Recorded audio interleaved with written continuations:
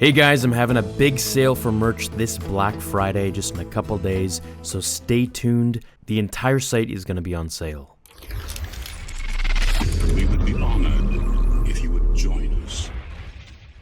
Hey everyone, how are you all doing today? So in today's video, I'd like to go over something that I think is pretty fascinating. It comes from the book Secrets of the Jedi by Insight Editions. By the way, shout out to them. They sent me a whole bunch of new books, which I'm going to be covering as well for you guys. So in today's video, from Luke's point of view, as I like to call it, we're going to be covering his point of view on Lord Momin. Now, if you don't remember Lord Momin, I'm going to put in a little snippet from one of the comics that described him, and I brought it to life in my own way. So here it is, and we'll continue with the video after you watch it. And if you've seen it, just skip it. One simple principle.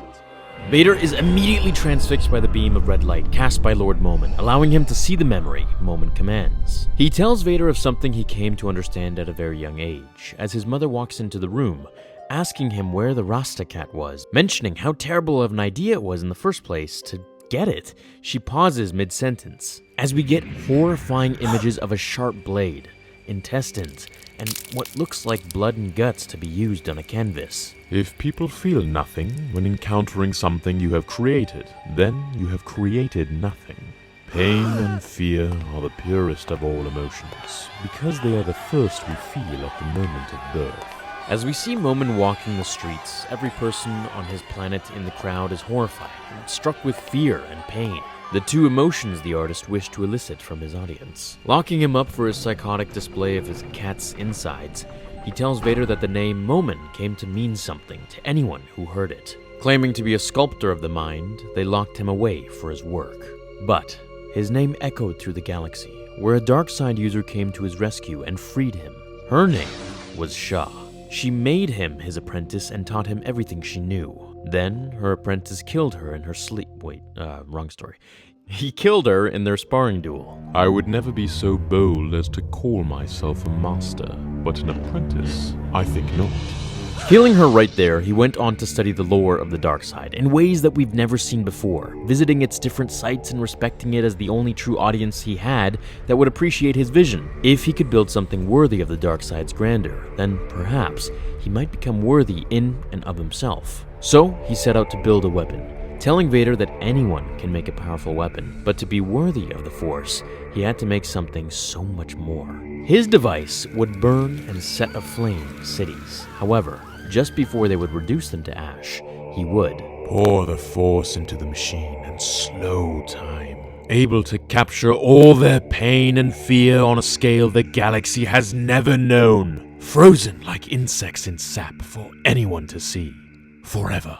An eternal shrine to the dark side, my masterpiece. Until he was ambushed and stopped by Jedi, and like that, in a flash, it was over. As he tells Vader no creation is perfect, but it also isn't a waste, that the dark side is sacred but forever hungry. It burns like a flame. Inferno, it must be fed. Always it seeks fuel. If you do not feed it, then it will feed on you. Where the mask possesses Vader to the point where he actually slips the mask on, only to come to his senses to throw it to the wall. No. Walking outside, the natives of Mustafar see him and are thrown into the lava with a Force-chucked boulder, by Vader of course.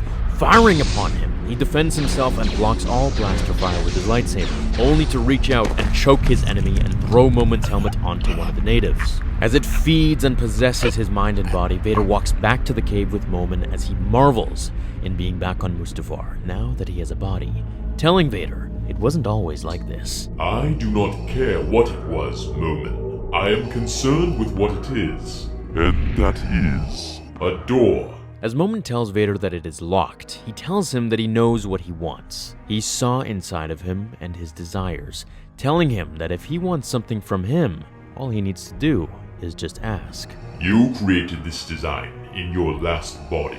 Tell me what it is. The door to the dark side is locked. This is the key. Your beloved waits for you there, Vader. Beyond the door, my fortress will tune the energies of the Locust. It is your first step towards using the power of the dark side to pierce the veil of time between life and death. You will see her. I have been lied to about the dark side's ability to prevent death before. Do not offer me things you cannot provide. I do not lie. I only want another chance to create. As Vader allows Momin to proceed, he threatens to make him suffer if he can't bring Padme back, where Momin tells him that he can't suffer any more than he already is, that Lord Vader has given him a wondrous opportunity. I will not throw that away. This will be my masterpiece.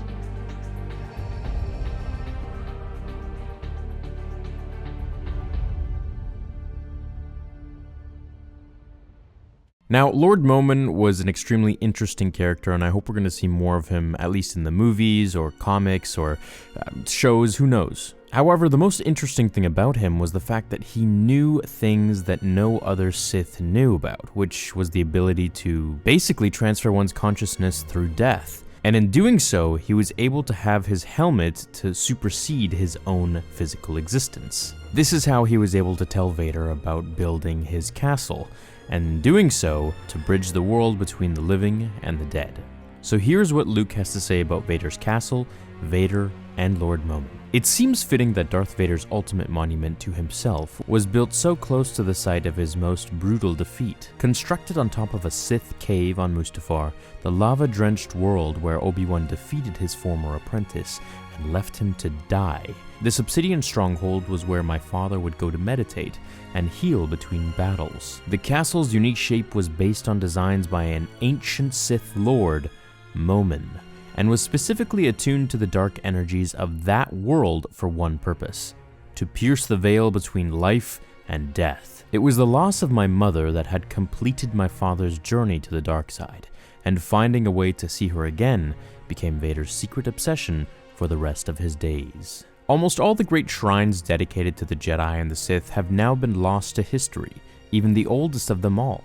The sacred Jedi tree here on Ahch-To has finally been reduced to ashes, but those who truly worship the Force understand they need not travel to a church to find it. They only need to look within themselves. And thanks to Rey, I allowed myself to do just that, opening myself to the Force for the first time since my exile. Even though she departed Ahch-To, her presence here was felt more than she'll ever know. Okay, so I joined two pieces here. One of them was him talking about Vader, Momin, and Vader's castle, and the conclusion of the page, which is beyond the temple, because the page itself has him talking about all these different Jedi temples. You know, we even got him talking about the Jedi temple, or the Temple of Kyber on Jeddah. We got him talking about the Jedi temple on Coruscant, and even the Sith temple on Malachor. So what do I take away from this? Well, obviously he knows who Lord Momin is, and clearly he knows that there is a possible way to bridge life and death, which is extremely interesting to me, seeing as how he, well, kind of allowed himself to die after he did that Force projection to Kylo. So he obviously knew about this ability, and that Momin came back from the dead.